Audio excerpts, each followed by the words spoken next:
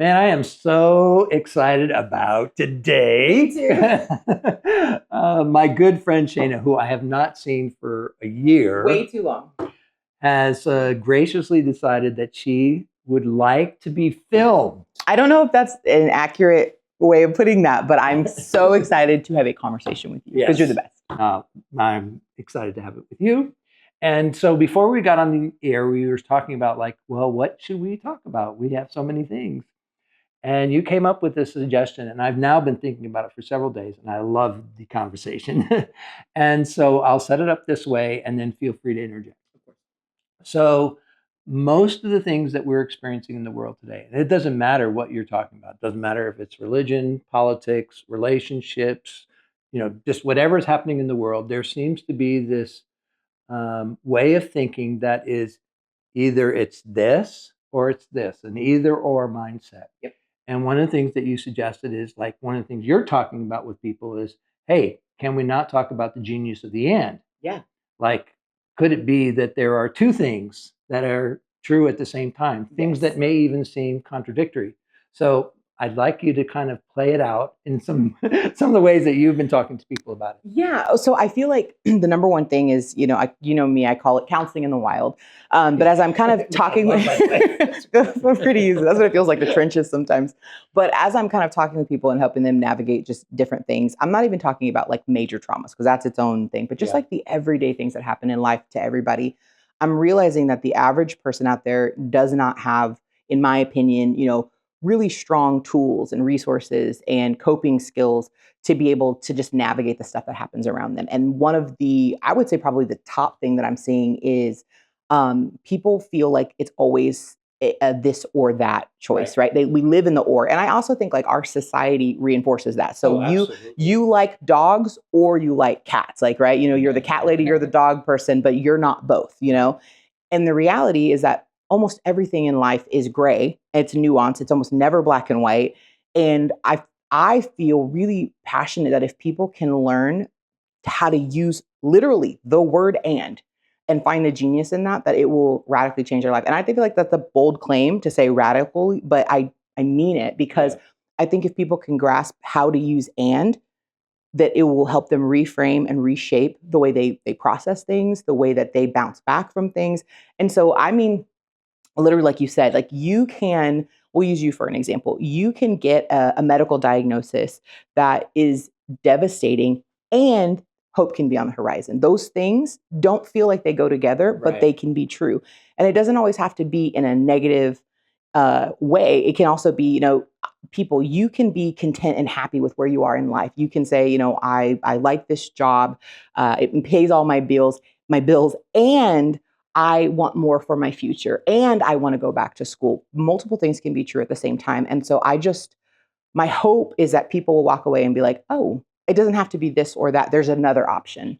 And one of the things I love about it, and it's been something I've been thinking about, is because it opens up the opportunity scale. So like a lot of times, if you're thinking in either or, it means that your perspective is about this big. It's like, I either got to do this or I got to do this. But if you can add the and, it's like, oh, wait a minute. There are way more possibilities for me than I thought initially possible. So I love the idea of using and in any number of places. So let me just kind of play off what you just said regarding health and fitness. So in this journey that I've been on, there are all these people who talk about everything boils down to diet. Yeah. Like, you got to eat these things. You can't eat other things. You got to worry about your diet. And then there are other people who say, well, no, it's really about your exercise. Your and it's like paying attention to what your doctor says. And it's like, well, why does it have to be an either or? Why can't we just say, you know what? It's about diet and exercise. And the two really work together. And I think there's something about like creating this very narrow thing that gains clicks, it gains likes, creates conflict. But I think the real, like you were talking about how it works in the real world, is you got to do both. Yeah. And there's so many ways in which that's applicable. Yeah. Or think about all these like fad diets that are going around right now, right? It's, or 75 hard or anything. And I'm not knocking any of those things if you do them. But it's this extreme, I don't want to upset anyone, I'm joking. but it's this extreme thing that you're doing in this extreme way, and it's this or failure. That's kind of the mindset you have when you go into it. And again, that's not sustainable. It's not realistic. And so again, helping people to be able to understand, like, and I think something you just said, I never even thought about it that way.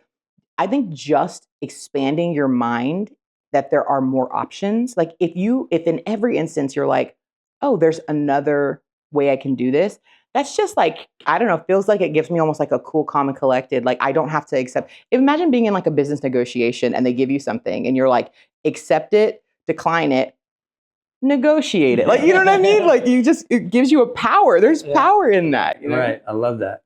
Well, let's use a couple of examples. So like when you were thinking about this initially, were there some things specifically where you're like counseling in the wild, where you're talking to people and you're like, no, it doesn't have to be an either or, it's an and. Did you have like some specific things in mind where you did that? How much time do you have? No, no, yes, absolutely. And I think for me, the first one that comes to mind is there are a lot of people, everybody has, family dysfunction is a big one.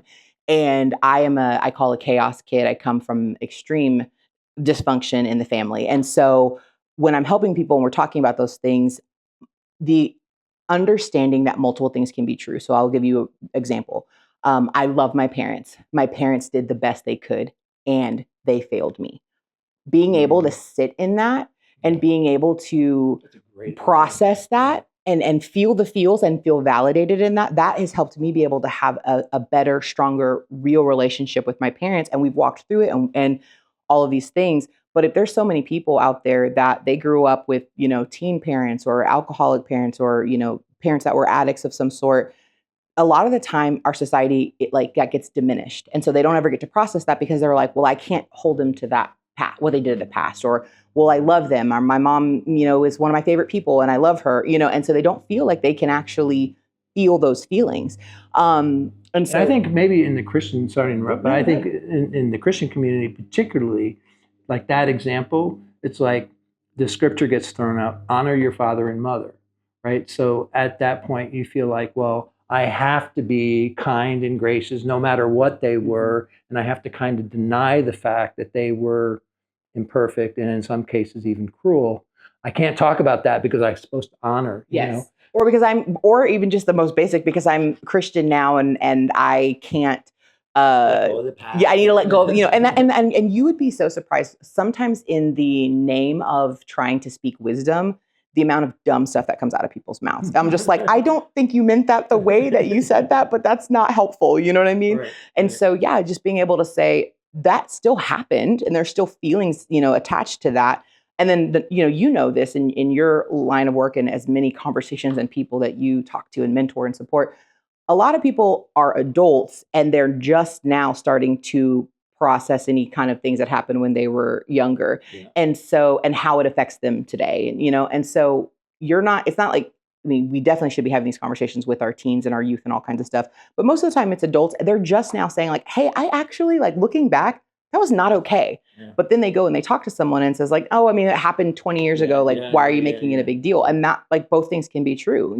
Another example, can I just build on that too? Because I think that one of the reasons why it's so important is because that's what's true, right? So to kind of sugarcoat it and say, well, it's not really that big a deal, it happened a long time ago, that is going to mean that you're going to perpetuate all the coping mechanisms that may have served you well growing up, but they're not going to serve you well in your adulthood. Yep. And so facing the truth about what you experienced actually sets you up for success. And Absolutely. That goes back to what you were saying. It all boils down to saying, this was how it was, and I can still love them. Yes. The only way you're going to get to the truth is if you're able to say both. Yes, and that it's so necessary. And what's really interesting about it is that that's an uncomfortable place. It's uncomfortable for you, like the person doing it, and it's uncomfortable for everybody around you. Yeah, and I think that's probably why we avoid it, right? Right. And I think, and also we're not wired that way naturally. Our default programming is to is two choices. And so, it's something that, like I said, it gets really, you can say this all day by yourself, but it's when you bring other people in, so that's when usually things get shut down. Another example that comes to mind is kind of sometimes like we talked about in like the medical sense. For me, I had Story, my daughter, really early, and I was so excited that she was here. I was so excited to be a mom. You know, she was alive. We made it through it. We had a lot of complications. I loved that I was in there. And I was devastated at the circumstances in which it happened. And the amount of people that were like, well, at least she's blah, blah, blah. Yeah. Well, you know, just focus on. And I'm like, I am grieving the loss of something major. And so again, I think allowing people to be able to say and recognize, and recognizing for other people and validating, like, that's true. That is true. And this is true. You know what? I think we're going to talk about this medical piece more. So let's do that in our next episode.